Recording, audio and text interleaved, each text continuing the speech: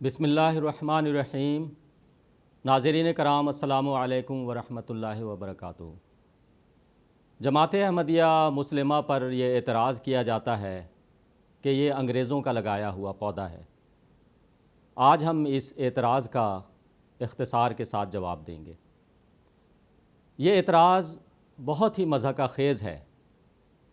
غیر احمدیوں کے بڑے بڑے نامور علماء یہ تسلیم کرتے ہیں کہ حضرت مرزا غلام احمد قادیانی مسیح موعود و مہدی موعود علیہ السلام نے عیسائیوں سے وہ لوہا لیا کہ اس کی نظیر 1400 سالوں میں نہیں ملتی۔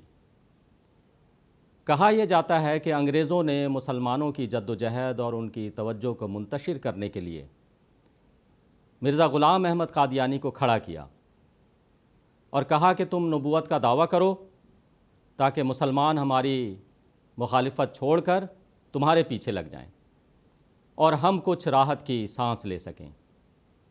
یہ انتہائی نامعقول اعتراض ہے اور جھوٹ کے سوا کچھ بھی نہیں۔ مسیح موعود کا کام حدیث میں یکسر الصلیب بیان ہوا ہے، اور کسر صلیب سے مراد صلیبی عقائد کو پاش پاش کرنا۔ تو کیا انگریزوں نے حضرت مسیح موعود علیہ السلام کو اس لیے کھڑا کیا تھا تاکہ آپ ان کے عقائد کو پاش پاش کریں؟ یہ بہت ہی مضحکہ خیز اعتراض ہے۔ آپ نے عیسائیوں کے خدا کو قرآن و حدیث کی روح سے، عقل کی روح سے اور بائبل کی روح سے، تاریخی حقائق کی روح سے مردہ ثابت کر دیا، جس سے کہ عیسائیت کی عمارت یکدم منہدم ہو کر زمین دوز ہو گئی۔ آپ نے مسلمانوں کو یہ صلاح دی کہ حضرت عیسیٰ کو فوت ہونے دو، کہ اسی میں اسلام کی زندگی ہے۔ ایک زمانہ تھا کہ عیسائی پادریوں نے صرف اور صرف اسی حربہ سے لاکھوں مسلمانوں کو عیسائی بنا لیا کہ حضرت عیسیٰ آسمان پر زندہ ہیں، جبکہ تمہارا نبی محمد صلی اللہ علیہ وسلم فوت ہو کر زمین میں مدفون ہے۔ بتاؤ کون افضل ہوا؟ مسلمانوں کے پاس اس کا کوئی جواب نہیں تھا، لیکن اس کے باوجود مسلمانوں کو اس سے چڑ ہے کہ عیسائیوں کے خدا کو مردہ کیوں کہا جاتا ہے۔ سیدنا حضرت مسیح موعود علیہ السلام کو توحید کے مقابل پر عیسائیوں کے عقیدہ کفارہ اور تثلیث کے خلاف اس قدر غیرت تھی کہ الفاظ میں بیان کرنا ممکن نہیں۔ آپ نے ان کے عقائد کی اینٹ سے اینٹ بجا دی، لہٰذا یہ کہنا کہ انگریزوں نے آپ کو کھڑا کیا تھا ایک جاہلانہ اعتراض ہے۔ اگر تو یہ اعتراض اس لیے کیا جاتا ہے کہ سیدنا حضرت مسیح موعود علیہ السلام نے انگریزی حکومت کی تعریف کی اور حکومت کے خلاف مسلمانوں کو جہاد کے نام پر بغاوت، سرکشی اور قتل و غارت سے منع فرمایا، تو جاننا چاہیے کہ عین اسلامی تعلیم کے مطابق آپ نے ایسا فرمایا۔ انگریزی حکومت کی تعریف تو مسلمانوں کے بڑے بڑے علماء نے بھی کی ہے۔ علامہ اقبال نے ملکہ وکٹوریہ کی وفات پر لکھا، میت اٹھی ہے شاہ کی تعظیم کے لیے، اقبال اڑ کے خاک سرے رہ گزار ہو، صورت وہی ہے نام میں رکھا ہوا ہے کیا، دیتے ہیں نام ماہ محرم کا ہم تجھے۔ یعنی جس مہینے میں ملکہ وکٹوریہ فوت ہوئیں، اقبال کہتے ہیں کہ اس مہینے کا نام جو مرضی رکھ لو، حقیقت میں یہ محرم کے واقعہ سے مختلف نہیں ہے۔ محرم میں جو دردناک واقعہ گزرا تھا، یہ واقعہ اس کی ایک نئی صورت ہے۔ علامہ اقبال نے ملکہ وکٹوریہ کے غم میں لکھا، کہتے ہیں آج عید ہوئی ہے، ہوا کرے اس عید سے تو موت ہی آئے خدا کرے۔ پھر لکھتے ہیں اے ہند تیرے سر سے اٹھا سایہ خدا، ایک غم گسار تیرے مکینوں کی تھی گئی، ہلتا ہے جس سے عرش یہ رونا اسی کا ہے، زینت تھی جس سے تجھ کو جنازہ اسی کا ہے۔ اہل حدیث کے چوٹی کے عالم اور بزرگ شمس العلماء مولانا نذیر احمد دہلوی فرماتے ہیں، سارے ہندوستان کی عافیت اسی میں ہے کہ کوئی اجنبی حاکم اس پر مسلط رہے، جو نہ ہندو ہو نہ مسلمان ہو، کوئی سلاطین یورپ میں سے ہو۔ مگر خدا کی بے انتہا مہربانی اس کی مقتضی ہوئی کہ انگریز بادشاہ آئے۔ مولوی محمد حسین بٹالوی نے لکھا، اہل حدیث ہند اس سلطنت کو یعنی انگریزی سلطنت کو از بس غنیمت سمجھتے ہیں، اور اس سلطنت کی رعایا ہونے کو اسلامی سلطنتوں کی رعایا ہونے سے بہتر جانتے ہیں۔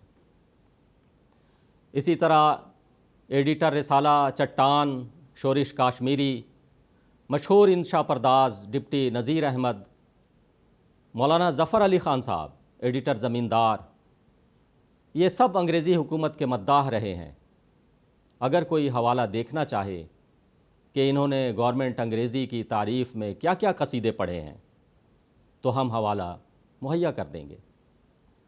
ندوۃ العلماء کی بنیاد بھی ایک انگریز ہی نے رکھی، چنانچہ ان کا اپنا رسالہ الندوہ لکھتا ہے، ہز آنر لیفٹیننٹ گورنر بہادر ممالک متحدہ نے منظور فرمایا تھا کہ دارالعلوم ندوۃ العلماء کا سنگ بنیاد اپنے ہاتھ سے رکھیں گے۔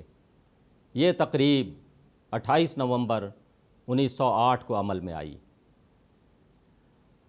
اور جماعت احمدیہ پر یہ اعتراض اگر اس لیے کیا جاتا ہے کہ حضرت مسیح موعود علیہ الصلاۃ والسلام نے انگریزی حکومت سے جہاد کی ممانعت فرمائی، تو اس کے جواب میں عرض ہے کہ شریعت اسلام کا یہ واضح مسئلہ ہے جس پر تمام مسلمانوں کا اتفاق ہے کہ ایسی سلطنت سے لڑائی اور جہاد کرنا جس کے زیر سایہ مسلمان لوگ امن اور عافیت اور آزادی سے زندگی بسر کرتے ہوں، اور جس کی مبارک سلطنت حقیقت میں نیکی اور ہدایت پھیلانے کے لیے کامل مددگار ہو، قطعی حرام ہے۔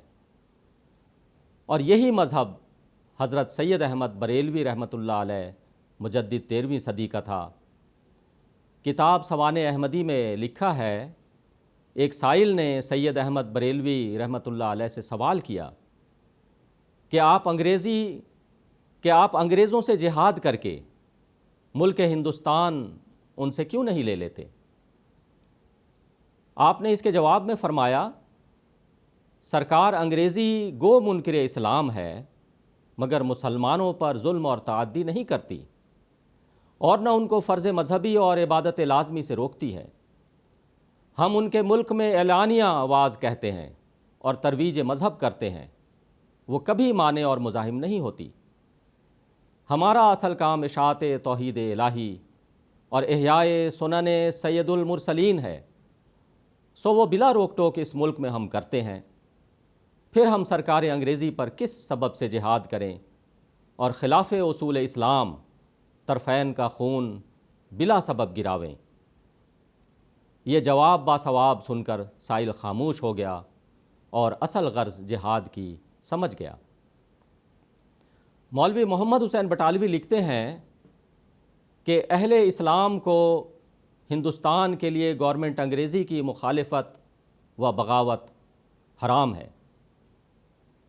یہی مذہب نواب مولوی محمد صدیق حسن خان صاحب آف بھوپال اور مولوی نذیر حسین صاحب محدث دہلوی کا تھا، اور یہی فتویٰ مولوی رشید احمد گنگوہی اور مولوی اشرف علی تھانوی صاحب اور دیگر علماء نے دیا، اور یہی مذہب مولوی عبدالعزیز اور مولوی محمد مفتی لدھیانہ کا تھا کہ انگریزی گورنمنٹ کی مخالفت مسلمانوں کے لیے شرعاً حرام ہے۔ ایسے بہت سارے حوالے ہمارے پاس موجود ہیں، اگر کوئی دیکھنا چاہے تو ہم انشاءاللہ وہ حوالے مہیا کر دیں گے، بلکہ ہماری خواہش ہے کہ دلچسپی رکھنے والے احباب ہم سے رابطہ کریں اور تفصیلی جانکاری حاصل کریں۔ پس یہ الزام کہ جماعت احمدیہ انگریزوں کا خود کاشتہ پودا ہے ایک انتہائی جاہلانہ اور حقیقت سے بہت دور کا اعتراض ہے۔ انگریزی حکومت کے متعلق جو عقائد و خیالات سیدنا حضرت مرزا غلام احمد قادیانی مسیح موعود و مہدی موعود علیہ السلام کے تھے، وہی عقائد و خیالات مسلمان علماء کرام کے بھی تھے۔ وآخر دعوانا ان الحمد للہ رب العالمین۔